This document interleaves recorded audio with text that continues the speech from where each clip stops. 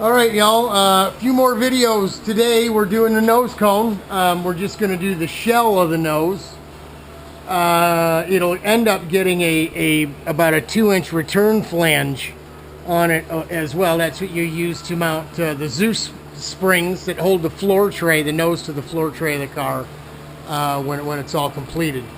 That's what we use this bit here. This will go on.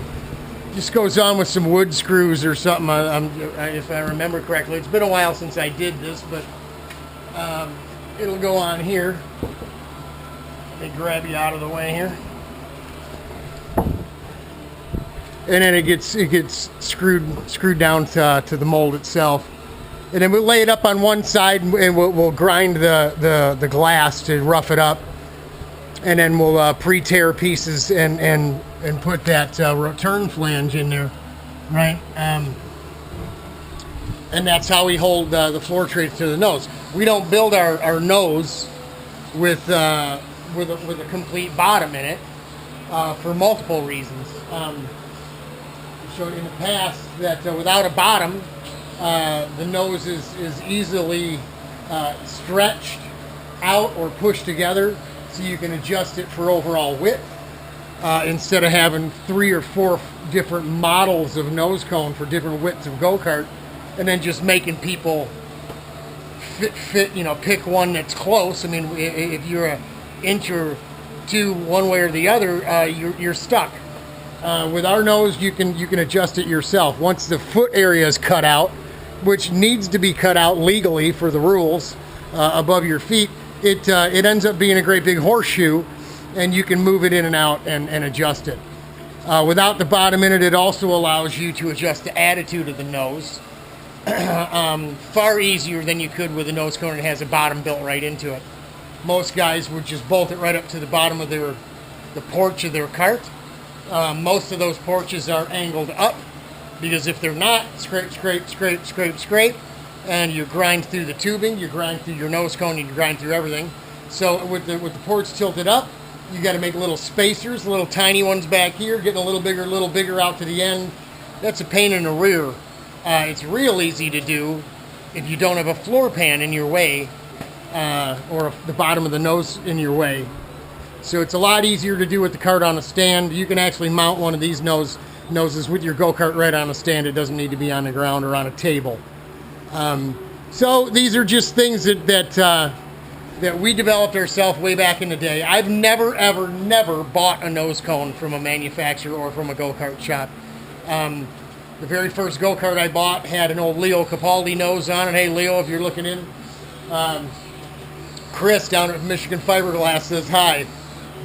Craig, too, especially to Craig. He kept old Chris in business for a while.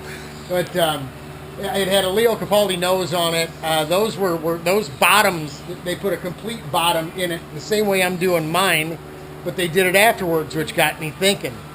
Then, of course, when I did mounted my first nose cone, I got a free piece from Bill Groth, known as the G-Man. He's no longer with us anymore. Lord rest his soul. But he designed his own nose. And so I took his nose and altered it to make our first model nose cones, the first RPM nose cones way back in the day. But they were all made without a bottom. G-Man's nose also didn't have a bottom. But not because of the adjustability, just because he didn't have the technology to do it. So it isn't completely my idea, but we certainly carried it a little further and expanded on the idea. So it's a part G-Man, part inspiration from Mr. Capauldi, and just some experience of ours from over the years, right? So this is the return flange, or the trim flange. We taped this off. We've already waxed everything up real good. We got 2 or 3 good layers of or coats of wax on it, and it's a conditioned mold. So we just wanted to make sure from it sitting that it had good amounts of wax on it. We don't want to have any problem losing any of that poppability. We wanted the thing to surely just to pop right off, right? So poppability, that's not even a word. So anyway, there we go. tore up my tape a little bit here, but no big deal. It's just to stop. But after we spray the gel, we'll peel that tape right back off anyway. Right at this point, we're going to start tearing the glass. We'll tear big, large pieces. One that goes from here on each side. We'll tear big pieces that go there. We'll tear a big piece that fits in here. And we'll tear strips that go here. And then it'll just be 2 or 3 pieces there. Maybe 1 piece in the front. We'll do that twice. After we spray the gel and it starts kicking and we can start working on it, we'll take the first layer and stick it right to the gel. We'll go in with the roller with the resin like we did with the side panel.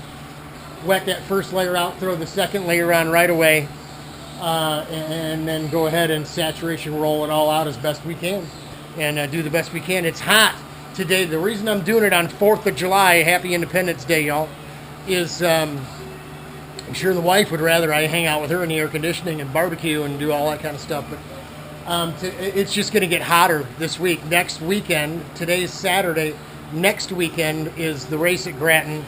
Tony H. isn't racing, but he's going to come and pick up his parts, and it's just going to get hotter, 91, 92, 93 degrees during the week. So with the heat in Michigan and the humidity, it already plays quite a role in getting polyester resin down and rolled out before it kicks off. There's a minimum amount of catalyst or hardener that you can use. Even in 100-degree heat, if you use less than 1%, there's a good chance it won't completely cure, and you've just wasted your time and a bunch of material and money. So we just have to haul ass. There's no other way of looking at it.